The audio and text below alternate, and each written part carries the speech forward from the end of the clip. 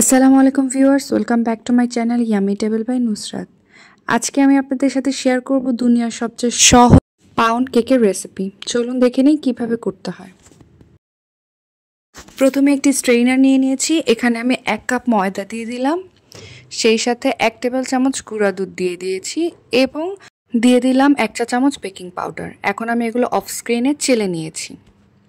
এখন আমি স্প্যাচুলা দিয়ে এগুলোকে আরেকবার মিক্স করে নিচ্ছি। সম্ভব হলে 2 থেকে 3 বার চেলে নেবেন।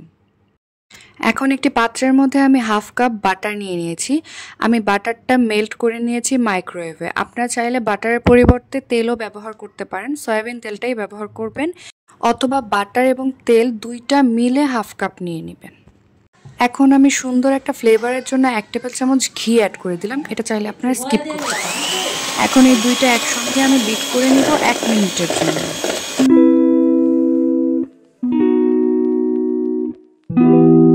1 মিনিট পর এখানে আমি 1/2 কাপ গুঁড়া চিনি অ্যাড করে দিব। আমি চিনিটা ব্লেন্ডারে গুঁড়ো করে নিয়েছি।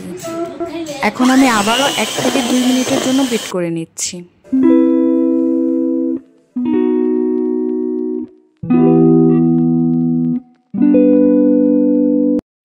এখন আমি এখানে 2টা ডিম অ্যাড করে দিব। যেহেতু এটা পাউন্ড কেক, তাই ডিমের সাদা অংশ হলুদ অংশ আলাদা বিট করার কোনো দরকার নেই, এটা একসাথেই বিট করা যায়। এবং স্পঞ্জ কেকের মতো এটা কখনোই ফর্মি টেক্সচারের হবে না। এখন আমি ডিমটা দেওয়ার পর বিট করে নিব 3 থেকে 4 মিনিটের জন্য।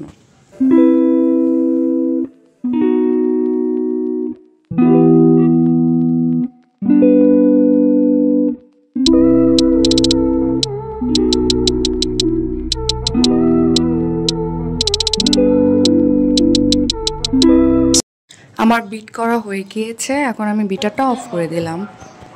এখন আমি শুকনো উপকরণগুলো মিক্স করে নিব। স্পঞ্জ কেকের মতো শুকনো উপকরণ মিক্স করার সময় এটা খুব সাবধানতা অবলম্বন করার কোনো দরকার নেই। এটা যে কোনোভাবে মিক্স করতে পারলেই হলো। জাস্ট খেয়াল রাখবেন সবগুলো উপকরণ যেন একদমই স্মুথলি মিক্সড হয়ে যায়। আর এটার ব্যাটারটা খুবই সিল্কি স্মুথ একটা ব্যাটার হবে, দেখলেই বুঝতে পারবেন। যেহেতু বাটার ইউজ করা হয়েছে তাই দেখতে একটু সিল্কি সিল্কি টাইপের লাগবে। এখন আমি ব্যাটারটা মোল্ডে ঢেলে নেব। আচ্ছা, আমার কাছে পাউন্ড কেকের মোল্ডটা ছিল, যে কোনোভাবে কোনো কারণবশত নষ্ট হয়ে গিয়েছে।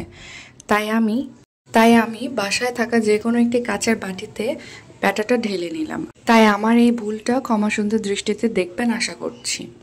ব্যাটারটা ঢেলে এখন আমি এটা বেক করে নিব চুলাতে ফর 20 to 25 মিনিটস।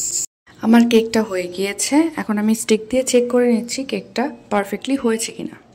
আমার স্টিকটা ক্লিন বের হয়েছে, তাই এখন বুঝতে হবে আমার কেকটা পারফেক্টলি হয়ে গিয়েছে।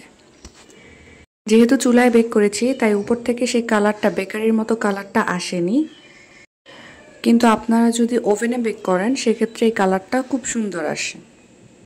কেকটা ঠান্ডা হওয়ার পর আমি ডিমোল্ড করে নিচ্ছি। ডিমোল্ড করার পর এখন আমি কেকটা আপনাদেরকে কেটে দেখাচ্ছি কতটা পারফেক্ট হয়েছে।